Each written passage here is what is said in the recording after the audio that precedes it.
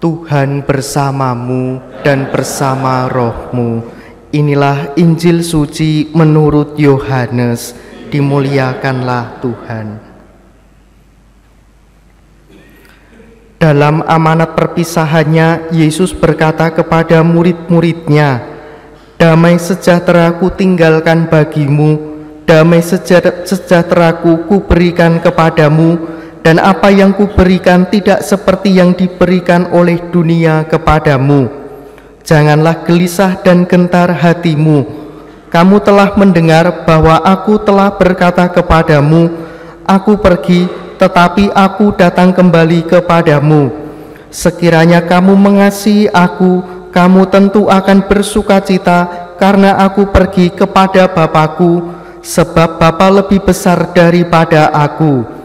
Sekarang juga Aku mengatakannya kepadamu sebelum hal itu terjadi, supaya apabila hal itu terjadi, kamu percaya. Tidak banyak lagi Aku berkata-kata dengan kamu, sebab penguasa dunia ini datang, namun ia tidak berkuasa sedikitpun atas diriku. Tetapi dunia harus tahu bahwa Aku mengasihi Bapa, dan bahwa Aku melakukan segala sesuatu seperti yang diperintahkan Bapa kepadaku."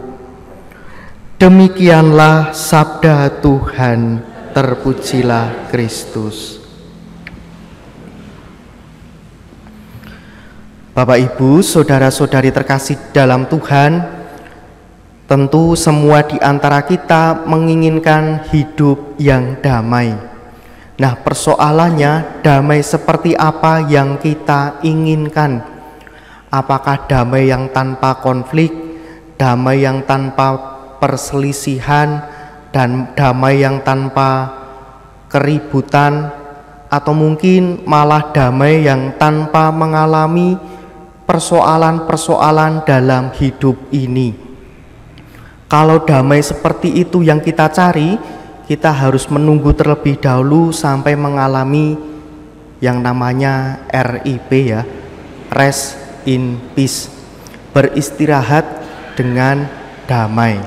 Tentu tidak demikian.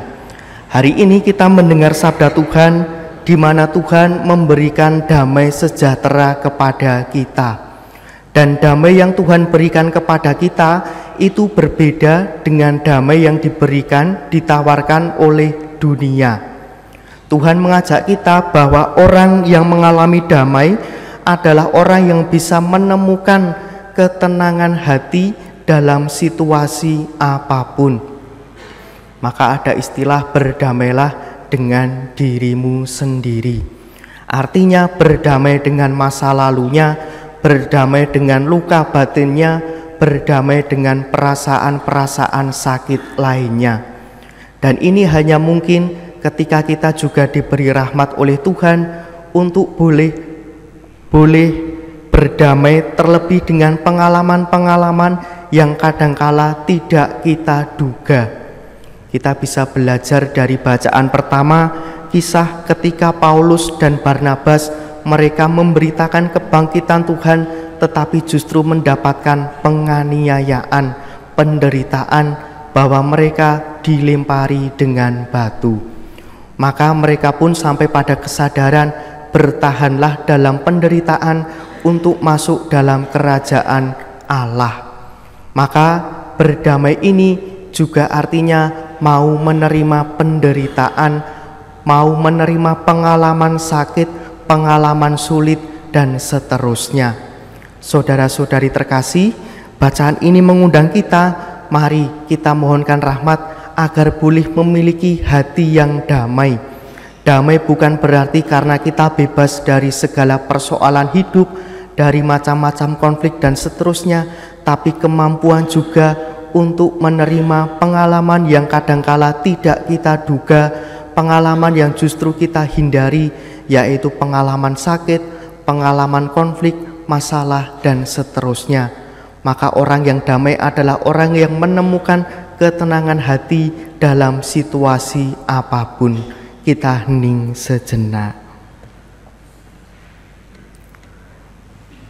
kemuliaan kepada Bapa dan Putra dan Roh Kudus, seperti pada permulaan, sekarang, selalu, dan sepanjang segala